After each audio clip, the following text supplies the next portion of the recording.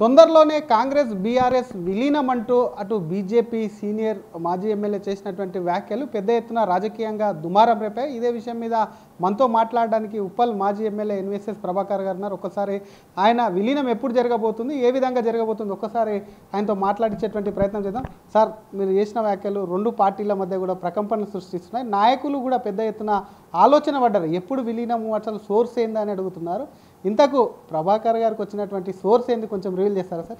ఇప్పుడు జరుగుతున్న క్రమంలో అనేక సంఘటనలు, అనేక సందర్భాల్లో ఢిల్లీ యొక్క అధిష్టానం యొక్క వ్యవహారం, కేసీఆర్ యొక్క వైఖరి, ఈ అన్నిటినీ కలిపి చూస్తూ ఆలోచిస్తుంటే బీఆర్ఎస్ ఏదైనా చేస్తుంది, ఎప్పుడైనా చేస్తుంది, అనుకున్నది చేస్తుంది అన్నది చాలా సందర్భాల్లో రుజువైంది. దాంట్లో ఒక విషయానికి వస్తే బీఆర్ఎస్ టీడీపీతో కూడా శాసనసభ ఎన్నికల్లో కలిసి పోటీ చేసింది, కాంగ్రెస్తో కూడా కలిసి ఎన్నికల్లో పోటీ చేసింది. అంతేకాదు కాంగ్రెస్ యొక్క మంత్రివర్గంలో కూడా బీఆర్ఎస్ చేరినటువంటి విషయం కూడా మనం చూసాం. ఉద్యమ పార్టీ అన్నది రాజకీయ పార్టీగా మారింది, ప్రాంతీయ పార్టీ అన్నది రాజకీయ పార్టీగా మారింది. టీఆర్ఎస్ బీఆర్ఎస్గా అవతారం ఎత్తింది. ఇన్ని రకాల పరిణామాల యొక్క క్రమంలో మరి సోనియామ్మ మాట ఇచ్చింది, మాటకి కట్టుబడి ఉన్నప్పుడు నేను కూడా నా మాటను నిలబెట్టుకోవాలి కదా అన్నటువంటి ఒక ఆలోచన, సమాలోచనతో కూడుకున్నటువంటి వ్యవహారం ఈ మధ్య వేగవంతమైంది. ఆ వేగవంతమైనటువంటి ఒక క్రమంలో భాగంగా మరి జూన్ 2 డిసెంబర్ 9 అన్నదే తేలాల్సింది, మిగిలింది. కానీ బీఆర్ఎస్ 2 సార్లు అధికారంలో ఉన్నటువంటి పార్టీ, కాంగ్రెస్ ఎన్నో ఏళ్ళు దేశాన్ని రాష్ట్రంలో పరిపాలించినటువంటి పార్టీ. ఈ రెండు పార్టీలు ప్రస్తుతం యాక్టివ్గా ఉన్నాయి, పనిచేస్తున్నాయి, వారు ఒకరికొకరు ప్రభుత్వం కోసం కొట్లాడుతున్నాయని కొంత చర్చ కూడా జరుగుతుంది. వాటికి కలిసేంత అవసరం ఏముందని అనుకుంటున్నారు సార్? ఈ నాయకుల ప్రకటనలే మనకు అర్థమవుతున్నాయి కదా. ఢిల్లీ దోస్తి కనబడ్డది, చెన్నై చెలిమి బలంగా కనబడ్డది. ఢిల్లీ ఎన్నికల్లో బీజేపీ గెలిచిన తర్వాత కేటీఆర్ వ్యాఖ్యలే దీనికి ఉదాహరణ. చాలా స్పష్టంగా కాంగ్రెస్ అనవసరంగా మరి కేజ్రీవాల్ని దూరం చేసుకుంది, కలుపుకున్నట్టయితే బీజేపీని ఎదుర్కొనే వాళ్ళమని చెప్పని అన్నారు. ఈ పరిణామాలు చూడండి, మనకు కనబడుతున్నటువంటి వ్యవహారం. ఇంకా ఆలోచన చేస్తే మరొక వైపున రేవంత్ రెడ్డి గారి యొక్క ప్రకటనలు ఈ మధ్యకాలంలో, వారి యొక్క నిస్సహాయ స్థితి, వారు ఒక రకంగా ప్రభుత్వాన్ని నడపడమే కష్టమా అన్నట్టుగా మాటలు కూడా ఆర్థిక పరిస్థితి విషయంలో చూసాం, సంక్షేమం అమలు విషయంలో చూసాం. సిఎల్పి యొక్క మీటింగ్లో కూడా అరే మీరందరూ కూడా ప్రతిపక్షాలను ఎదుర్కోకపోతే ఎట్లా, నిలదీయపోతే ఎట్లా అన్నటువంటి ఒక నిస్సహాయ స్థితిని కూడా ఆయన ప్రదర్శించినటువంటి సందర్భం కనబడ్డది. మరొక వైపున గత 10 సంవత్సరాల బీఆర్ఎస్ పాలన సమయంలో సిఎల్పిని బీఆర్ఎస్ విలీనం చేసుకుంది, శాసనసభలో, శాసనమండలిలో. అది ఇప్పుడు బీఆర్ఎస్ఏ మన ఈ సిఎల్పి కాంగ్రెస్ని విలీనం చేసుకుంటే తప్పేంటి అన్నట్టుగా అనిపిస్తుంది వాళ్ళకి. కాబట్టి ఇప్పుడు జరుగుతున్నటువంటి క్రమంలో ఖచ్చితంగా రాబోయేటువంటి కాలంలో బీఆర్ఎస్ కాంగ్రెస్లో విలీనం అవ్వడం ఖాయం. దానికి సంబంధించి ఢిల్లీ దూతలు కార్యాచరణతో పాటు కాగల కార్యాన్ని ఇప్పటికే సగం పూర్తి చేశారు. ఎవరెవరు మాట్లాడారు సార్? ఎవరెవరు మాట్లాడుకున్నారు? కేసీఆరా, కేటీఆరా, ఎవరితో డీల్ చేశారు పార్టీని విలీనం చేయడానికి? నేరుగా కేసీఆర్ గారితోనే మాట్లాడతారు. ఎవరు మాట్లాడినా నేరుగా కేసీఆర్ గారితోనే మాట్లాడతారు. ఈ మాట్లాడినటువంటి మాటలు ఆ కుటుంబంలో ఉన్నటువంటి నలుగురు నడుమ చర్చకు వస్తుంది. ఆ చర్చల్లో మొదటి నుంచి కూడా టీఆర్ఎస్ని బీఆర్ఎస్గా మార్చడాన్ని వ్యతిరేకించింది హరీష్ రావే.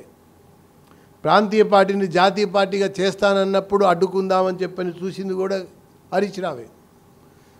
ఒకవైపున కవిత జైలు పాలవటం, మరొక వైపున కేటీఆర్ అనేక అవినీతి అక్రమాల్లో కూరుకుపోవటం, ఇంకొక వైపున విచారణ పేరు మీద కేసీఆర్కి నోటీస్, హరీష్ రావుకి నోటీస్, మరి కేటీఆర్కి నోటీసులు అందుకుంటున్నటువంటి తరుణం.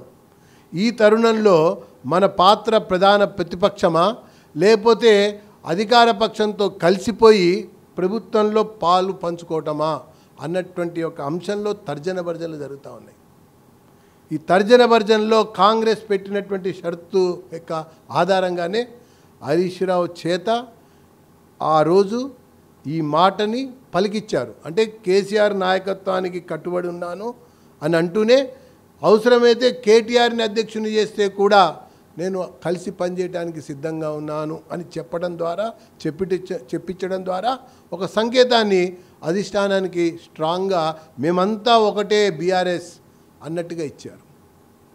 ఒక పార్టీ ఇంకొక పార్టీలో విలీనం అవుతుందంటే చాలా పెద్ద ఎత్తున అక్కడ వారికి పార్టీకి సంబంధించి లాభాలన్నా చేకూరాలి, లేదంటే పదవులన్నా రావాలి. అటువంటి తరుణంలో బీఆర్ఎస్కు ఇప్పటికి సంబంధించి 30 మంది వరకు ఎమ్మెల్యేలు ఉన్నారు, వాటికి సంబంధించి ఎమ్మెల్సీలు ఉన్నారు. బీఆర్ఎస్కు అంత అవసరం ఏమొచ్చింది కాంగ్రెస్లో విలీనం చేయడానికి, ఏం ఆశిస్తున్నారు?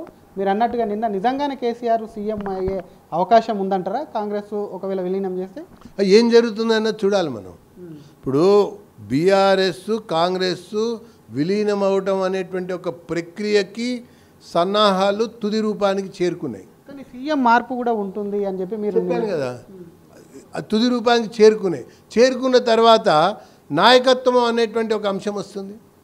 ఈ విలీనమైనటువంటి పార్టీకి ఎవరు ఈ రాష్ట్రానికి అధ్యక్షుడిగా ఉండాలి, ఈ ఏర్పడ్డటువంటి ఒక ప్రభుత్వానికి ఎవరు ముఖ్యమంత్రిగా ఉండాలనేటువంటి ఒక అంశం కూడా కనబడుతుంది.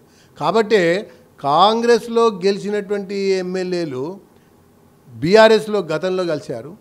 ఇప్పుడు బీఆర్ఎస్ నుంచి గెలిచినటువంటి ఎమ్మెల్యేలు కాంగ్రెస్ టికెట్ మీద పోటీ చేశారు ఎంపీ ఎన్నికల్లో. అంటే ఏ రకంగా కలిసిమెలిసి చట్టాపట్టాలు వేసుకొని అడుగులు ముందుకేస్తున్నారో మనం చూస్తున్న నేపథ్యంలో ఖచ్చితంగా కాంగ్రెస్లో ఎవ్వరు కూడా సంవత్సరం కంటే మించిన ముఖ్యమంత్రి కాలం లేదు ఎవరిది కూడా. కాబట్టి ముఖ్యమంత్రి నాయకత్వం మార్పిడి కాంగ్రెస్లో జరుగుతుంది, విలీన ప్రక్రియ పూర్తవుతుంది. ఆ కొత్తగా ఏర్పడేటువంటి ఒక శాఖకి ప్రభుత్వానికి ఎవరు ముఖ్యమంత్రి అనేది త్వరలోనే మనకు తెలుస్తుంది. ఈ విషయంలో ఇప్పటికే రేవంత్ రెడ్డి నాయకత్వాన్ని వ్యతిరేకిస్తూ కాంగ్రెస్లో ఉన్నటువంటి కొంతమంది నేతలు ముఖ్యమంత్రి సీటు పైన కన్నేశారని గతంలో కూడా మీ పార్టీ నేతలు కానీ మీరు కానీ మాట్లాడినటువంటి సిచ్యువేషన్ ఉంది. ఈ తరుణంలో కొత్త తలనొప్పి పార్టీని చేర్చుకొని ఒకవేళ అయితే ఈ ఉన్నటువంటి కాంగ్రెస్ నేతలు మీరు వాళ్ళని యాక్సెప్ట్ చేస్తారని మీరు అనుకుంటున్నారా? ఇప్పుడు నేను ఇందాక చెప్పాను, లాస్ట్ 10 years పాలనలో అసలు కాంగ్రెస్ పూర్తిగా బీఆర్ఎస్కి అనుబంధ సంస్థగా మారింది. శాసనమండలి, శాసనసభ, సిఎల్పీలు విలీనమైనవి. మిగిలి ఉన్న నాయకులు కూడా ఏ సందర్భంలో కూడా కేసీఆర్ని ప్రతిఘటించినటువంటి పాపాన పోల, నిలదీసినటువంటి సందర్భం కూడా రాలా. వీళ్ళ గుండెలు కేసీఆర్ కోసం కొట్టుకున్నాయి. ఆ కొట్టుకున్నటువంటి గుండెల్ని కేసీఆర్ దరి చేర్చుకున్నాడు అన్నట్టు. గతంలోనే ఇప్పుడు కూడా రేవంత్ ముఖ్యమంత్రి అయిన తర్వాత రేవంత్ పీసీసీ అధ్యక్షుడిగా ముందుకెళ్తున్నటువంటి తరుణంలో కూడా ఒక major section of the Congress wants to have alliance with BRS ఇనిషియల్గా. కానీ ఇప్పుడు అధికారం వచ్చిన తర్వాత జరుగుతున్నటువంటి ఒక క్రమంలో విలీనమే మార్గం, అదే సుగమనం, దాని ద్వారానే మన పార్టీని ప్రభుత్వాన్ని కాపాడుకోగలుగుతాం అన్నటువంటి అభిప్రాయానికి ఈరోజు అధిష్టానం వచ్చింది. కేసీఆర్ వచ్చాడు, ఇక్కడ మిగతా ఎవరైతే పరిశీలకులు ఉన్నారో వాళ్ళకు కూడా కలిగింది. మరొక వైపు కాంగ్రెస్ నేతలు మీ పైన మండిపడుతున్నారు. నిన్న ఈ వ్యాఖ్యలు చేసినప్పటి నుంచి ప్రధానంగా అద్దంకి కూడా మాట్లాడుతూ కారుకూతలు మానుకోవాలి, గతంలో ఇదే వ్యాఖ్యలు చేసి ఎన్వీఎస్కు తగిన బుద్ధి చెప్పాము, మరొక్కసారి ప్రభాకర్ గారు ఇదే విధంగా మాట్లాడితే దానికి తగిన మూల్యం చెల్లించుకోక తప్పదు అని చెప్పి కూడా వాళ్ళు మీ మీద కొన్ని ఆరోపణలు చేస్తున్నారు సార్. ఇప్పుడు నేను ఒక ఇన్ఛార్జ్ విషయంలో మాట్లాడినాక వాళ్ళు ఏదో నా మీద అది చేయాలి ఇది చేయాలన్నట్టుగా ఒక నోటీస్ పంపారు. ఆ ఇన్ఛార్జిని ఎందుకు మార్చారు? అది నేను చేసిన ఆరోపణ ఒకటే, కానీ కాంగ్రెస్ పార్టీలో ఉన్నటువంటి పలు నాయకులు పలు సందర్భాల్లో ఆమె పైన చేసినటువంటి ఆరోపణలు అంతా ఇంత కాదు, కాబట్టి ఆమెను మార్చారు. ఇక్కడ గమనించాలి. కాబట్టి ప్రభాకర్ మాటకి ఈ పూటకి ఏ నాటికైనా ఒక విలువ అనేది ఉంటుంది అనేది జనానికి తెలుసు. ఒకవేళ పార్టీ మార్పు జరిగితే నలుగురు నాయకులు కాంగ్రెస్లోకి వెళ్తారా? ఎందుకంటే బీఆర్ఎస్కు సంబంధించి ఆ ఇంట్లో నుంచి కొత్త పార్టీ వస్తుందని కొంతమంది, హరీష్ రావు బీజేపీలోకి వస్తాడని చెప్పి ఇంకొంత చర్చ జరుగుతుంది. అటువంటి ఏమన్నా జరిగే అవకాశం ఉంది? హరీష్ రావు మీ పార్టీలో కానీ ఇంకో కొత్త పార్టీ కానీ పుట్టేటువంటి అవకాశం ఉందా మీరు అన్నట్టుగానే విలీనం జరుగుతుంది? రకరకాల ఊహాగానాలకి తెరదించాలనే హరీష్ రావు నోట ఆ మాట ఈ పూట పలికిచ్చిందే అటు కాంగ్రెస్ ఇటు కేసీఆర్. Thank you sir. ఇది ఒకవైపు బీఆర్ఎస్కు సంబంధించినటువంటి విలీనానికి సంబంధించినటువంటి అంశము పూర్తి స్థాయిలో అయిపోయింది. తొందరలోనే విలీన ప్రక్రియ అనేది కూడా జరగనుంది. సీఎం ఎవరు అనేది, ఎందుకంటే ప్రభుత్వాన్ని ఏర్పాటు చేసే ముందు నాయకత్వం ఎవరికి వస్తుంది, ఎవరు సీఎం అవుతారనేది అప్పుడే నిర్ణయించబడుతుందని చెప్తూనే నాయకుల మధ్య అటు హరీష్ రావు కానివ్వండి, కేసీఆర్ ఇంట్లో ఉన్నటువంటి నాయకుల మధ్య అనేక వదంతులు వస్తున్నాయి. కొత్త పార్టీ అని చెప్పి మరొకరు బయటికి వెళ్తారనేటువంటి వదంతులు అన్నింటినీ రాజీ కుదిరించి కాంగ్రెస్లో విలీనానికి సిద్ధమయ్యారని చెప్తున్నాయి. దాని గతంలో చెప్పినటువంటి అలిగేషన్ ఏదైతే ఉందో ఒక ఇన్ఛార్జ్ విషయంలో అది నిజంగా నిరూపితమైంది కాబట్టి ఇప్పుడు కూడా తను చేసేటువంటి అలిగేషన్ ఇది ఆరోపణ కాదు, ఖచ్చితంగా అక్కడ జరుగుతున్నటువంటి అంశాన్ని తను ప్రస్తావించాను కాబట్టి ఈ అంశం కూడా ఖచ్చితంగా జరుగుతుంది. దానికి సంబంధించినటువంటి డేట్లను కూడా మాజీ ఎమ్మెల్యే ఎన్వీఎస్ఎస్ ప్రభాకర్ కూడా ప్రకటిస్తున్నారు. మరి మొత్తం మీద కాంగ్రెస్ బీఆర్ఎస్ విలీనం అనేది ఎప్పుడు జరుగుతుంది, ఏం జరుగుతుంది అనే రాజకీయంగా కూడా చర్చ అయితే జరుగుతుంది. మరి ప్రభాకర్ గారు అన్నట్లు తొందరలోనే విలీనం జరుగుతుందా లేదంటే వారి మధ్య వారికి సంబంధించి అలయన్స్ ఉంటుందా అనేది కూడా వేచి చూడాలి. ప్రపంచంలో ఏ మూల ఏ క్షణం ఏం జరుగుతుందో వేగంగా తెలుసుకోవడానికి తొలి వెలుగు వాట్సాప్ ఛానల్ని ఫాలో చేయండి.